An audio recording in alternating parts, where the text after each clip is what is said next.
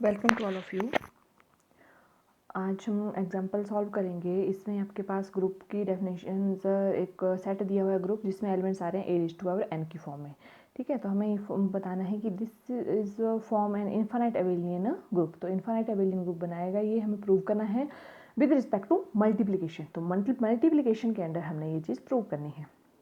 ठीक है, क्वेश्चन क्या है, let a be an arbitrary but fixed non zero integer. कोई भी इंटीजर ले रहे हैं ए हम। ठीक है, ए आपका 2 हो सकता है, 3 हो सकता है, 4 हो सकता है। जैसे लास्ट ईयर शायद 2019 में जो क्वेश्चन आया था वो आया था आपका यहाँ पे A raise to power N नहीं था, वहाँ पे था 3 रेज टू पावर एन। ठीक है, तो एक वो आपको क्वेश्चन सॉल्व करना था कि 3 रेज टू पावर एन की फॉर्म में जो क्वेश्चन दिया था वो आप प्रूव करो कि वो इन्फाइनाइट एबेलियन ग्रुप है। ठीक है, तो अब ए की जगह सिंपल 3 था, तो जैसे हम इस क्वेश्चन को पूरा का पूरा सॉल्व करेंगे जहाँ जहाँ ए आ रहा है वहाँ वैसे वैसे 3 आता जाएगा। ठीक है, तो ये हमारे पास है कि show that the set G is having elements A raise to power N such that ये जो एन है ये भी क्या है, N belongs to integer, integer को ही बिलोंग कर रहा है। Curly bracket close of all integral power of A. ठीक है, सारी इंटीग्रल पावर्स ऑफ ए ले रहे हैं हम इस सेट में। Form an infinite abelian group, ये हमें इन्फाइनाइट एबेलियन ग्रुप प्रूव करना है with respect to under multiplication के अंडर हमें ये इन्फाइनाइट एबेलियन ग्रुप प्रूव करना है। So let's start the solution. जो भी सेट दिया है G is the set G having elements A raise to power N such that N is an integer. ठीक है, तो एन यहाँ पे क्या है, इंटीजर है। तो फर्स्ट प्रॉपर्टी पे आते हैं। सबसे पहले फर्स्ट प्रॉपर्टी क्या आती है आपकी, क्लोजर प्रॉपर्टी। क्लोजर प्रॉपर्टी में आपको हमेशा 2 एलिमेंट चाहिए होते हैं। ठीक है, तो हमने ले लिए एक्स और Y. Let X comma Y belongs to G. ठीक है, तो एक को हम x is equal to A raise to power N ले लेंगे और y is equal to A raise to power m ले लेंगे। ठीक है, तो एक A raise to power N लिया, एक A raise to power m लिया, एक को x मान लिया और दूसरे को y मान लिया। फिर m कॉमा n जो है वो भी क्या है, बिलोंग्स टू इंटीजर। ठीक है, belongs to Z means integer, integer को डिनोट करते हैं हम कैपिटल जेड से। देन अब मल्टीप्लिकेशन बोला हुआ है, 2 एलिमेंट लिए x और y। ठीक है, तो multiplication means x into y लेंगे अब हम। तो हमें प्रूव करवाना है कि जो x कॉमा वाई अगर बिलोंग टू g कर रहे हैं तो अगर जब मल्टीप्लाई करें तो वो भी किसको बिलोंग करवाने हैं हमने, g को। तो चेक करते हैं x into y, then x into y is equal to, तो x कितना लिया है हमने, a raise to power n और y कितना है, a raise to power m। तो ये क्या आ जाएगा, x इंटू वाई क्या आ गया आपके पास, A raise to power n into A raise to power m। ठीक है, x की वैल्यू रखी, y की वैल्यू रखी, बेस सेम है, ए पावर्स ऐड हो जाएंगी, ए रेज टू पावर क्या बन जाएगा, n प्लस m। ठीक है, ये बन गया, पावर्स ऐड हो गए, ये देखो A raise to power n plus m which also belongs to g। ये भी आपका चाहे आप ऐड करो कि नहीं इंटीजर्स को, वो भी किसको बिलोंग करते हैं, इंटीजर्स को बिलोंग करेंगे। और पावर की फॉर्म में, इंटीग्रल की फॉर्म में, वो भी उसी सेट को बिलोंग करेंगे। ठीक है, तो हम डायरेक्ट लिख लेंगे यहाँ पे, ये जो हमारे पास A raise to power m plus n आ रहा है, दिस बिलोंग्स टू g। ये देखो यहाँ पे हमने मेंशन कर दिया, since m comma n belongs to Z, m n belong कर रहे हैं जेड को, तो जब हम मीन 2 इंटीजर है 1 और 2, ठीक है, वो इंटीजर्स हैं, अगर हम उन दोनों को ऐड करें 1 प्लस 2 करें तो वो भी क्या है, बिलोंग्स टू क्या करेंगे, जेड करेंगे। तो मीन्स m प्लस n भी क्या करेगा, बिलोंग्स टू जेड। हमारे पास पावर m प्लस n है, that also belongs to Z. ठीक है, विद रीजन हमने यहाँ पे बता दिया, तो ये हमारी फर्स्ट प्रॉपर्टी सेटिस्फाई हो गई। ठीक है, नेक्स्ट प्रॉपर्टी पे आते हैं, एसोसिएटिविटी। लेट, अब एसोसिएटिविटी के लिए हमें 3 एलिमेंट चाहिए, एक्स वाई और जेड ले लिए, X Y Z belongs to G. ठीक है, तो ए रेज टू एक्स को क्या मान लिया, ए रेज टू और n, y a raise to और एम और जेड को ए रेज टू और पी मान लिया।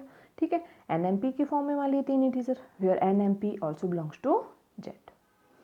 देन अब हमने एसोसिएटिविटी के लिए क्या करते हैं, पहले 2 एलिमेंट ब्रैकेट्स में लेके, ठीक है, फिर वो प्रूव करेंगे हम लास्ट में, कहीं ना कहीं जाके लास्ट 2 को ब्रैकेट्स में ले आएंगे। यही एसोसिएटिविटी होती है।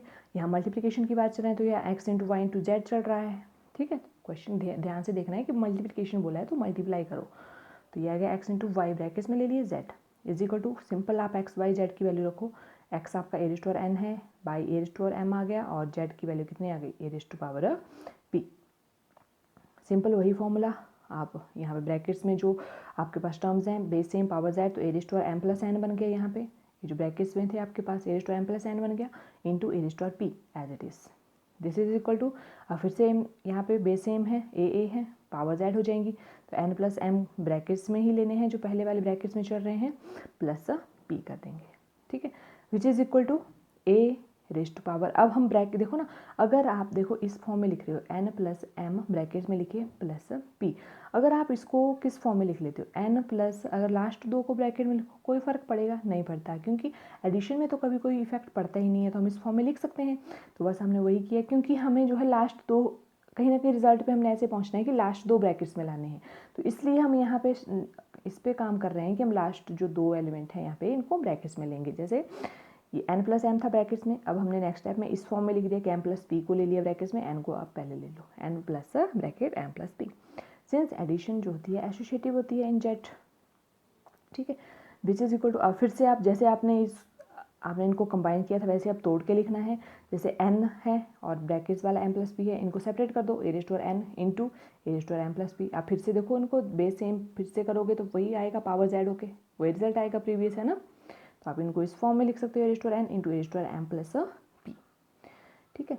तो ये हमारे पास आ गया यहाँ पे, दैट इज इक्वल टू, अब ए रेज टू पावर n, अब फिर से यहाँ पे इनको सेपरेट कर दो, पावर्स प्लस प्लस प्लस में है, सेपरेट कर दो, ए raise to power m into A raise to power p, ये हमने ब्रैकेट्स में ही रखने हैं, ये है m प्लस पी हम ब्रैकेट्स में ले रहे हैं, तो ये m और p वाला a हमने ब्रैकेट्स में ही रखना है, और A raise to power n as it is which is equal to, अब रख दो यहाँ पे A raise to power n क्या माना था x, तो इसकी जगह x रखो, लास्ट दो m और p वाले y और z, ये लिख दिए y और z वैल्यू इनकी, ठीक है। तो इनको हम ब्रैकेट्स में रखेंगे लास्ट टू को, तो यही हमें प्रूव करना था एसोसिएटिविटी में, फर्स्ट टू ब्रैकेट्स में लेके चलो, लास्ट टू ब्रैकेट्स में आ जाएंगे, ठीक है।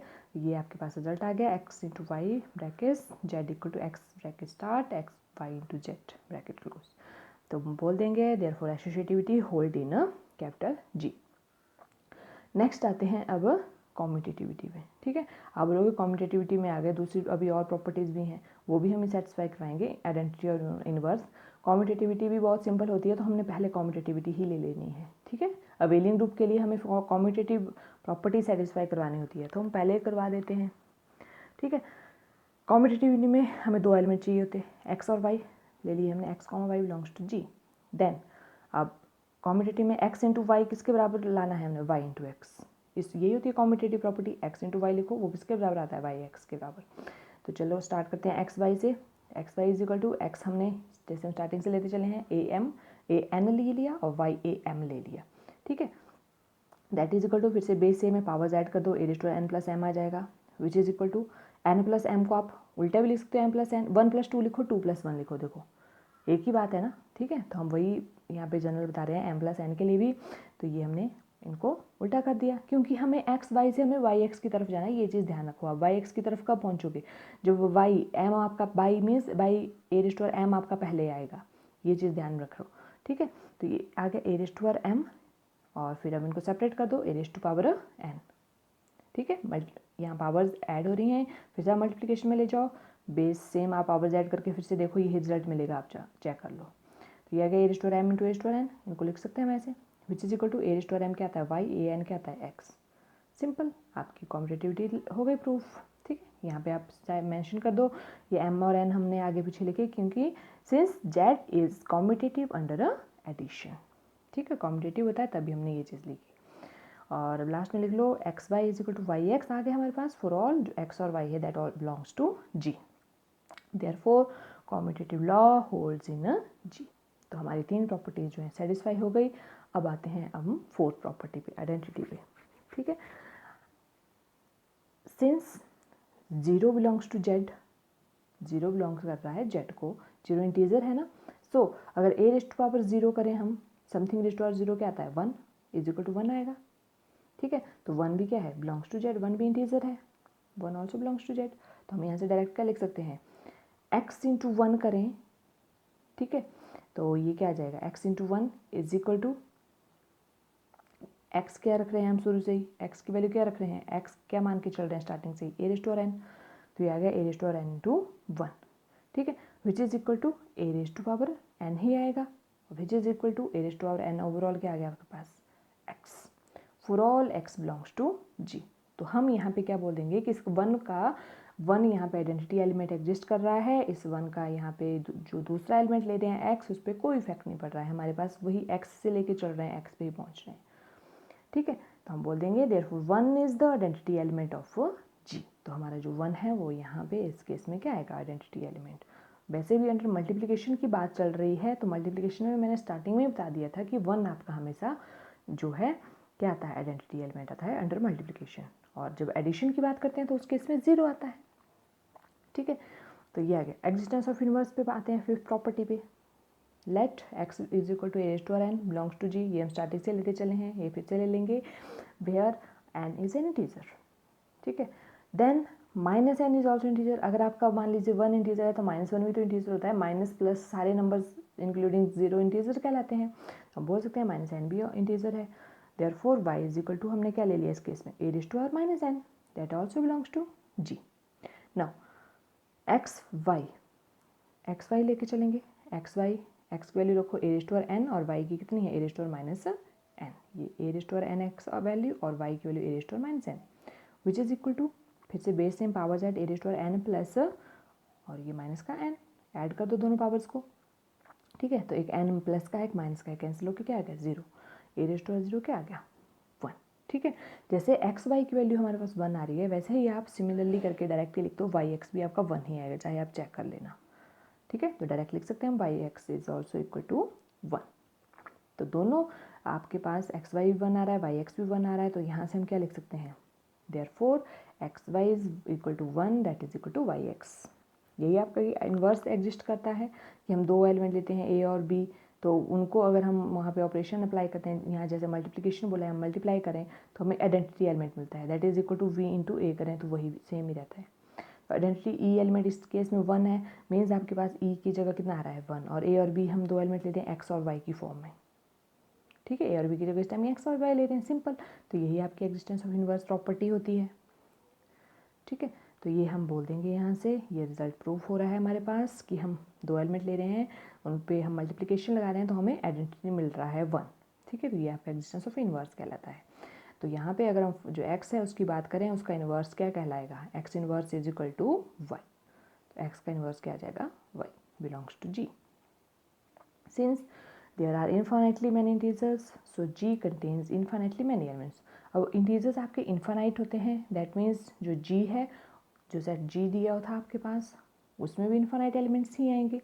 तो अब हम, क्योंकि इनफाइनाइट वर्ड यूज़ किया था ना, तो हमें इनफाइनाइट की डेफिनेशन भी यहाँ पे बतानी पड़ी, क्योंकि जी हमारे पास जो है इनफाइनाइट एलिमेंट्स कंटेन करेगा। अब हमारे पास पांचों प्रॉपर्टी सेटिस्फाई हो गई, तो हम बोल देंगे G is an infinite abelian group. Abelian group के लिए पांचों प्रॉपर्टी सेटिस्फाई हो गई, तो अवेलियन ग्रुप बोल दिया अंडर मल्टीप्लिकेशन। तो मल्टीप्लिकेशन के अंडर हमने सारे ऑपरेशन अप्लाई किए, प्रूव हो रहे हैं, तो ये हमारा रिजल्ट प्रूव हो गया। ठीक है, तो ये हमारा क्वेश्चन था। मैंने आपको बता दिया कि ऐसा ही क्वेश्चन आपको एग्ज़ाम में आया हुआ था पहले भी, तो जहाँ पे ए की पावर ए, जहाँ ए इंटीजर लेते हैं वहाँ 3n आ रहा था, 3 ले रहे थे ए की जगह पे, सिंपल। बाकी क्वेश्चन आपका सेम ही चलेगा, जहाँ जहाँ ए आ रहा है वहाँ पे 3 लेते चलेंगे, और बाकी mn आप ऐसे ही लेते चलोगे, क्वेश्चन आपका सेम ही चलेगा। ठीक है, 3 आ जाए, 4 आ जाए, 5 आ जाए, जो मर्जी आ जाए, क्वेश्चन सेम ही पैटर्न से होगा, सिंपल। जहाँ जहाँ ए आ रहा है वहाँ पे वही टर्म आ जाएगी जो इंटीजर में पूछा हुआ क्वेश्चन में। ठीक है, तो ये आपका आज का क्वेश्चन था, इसको अच्छे से पढ़ो, और कहीं कोई डाउट होता है तो आप मुझसे पूछ सकते हो। थैंक्स।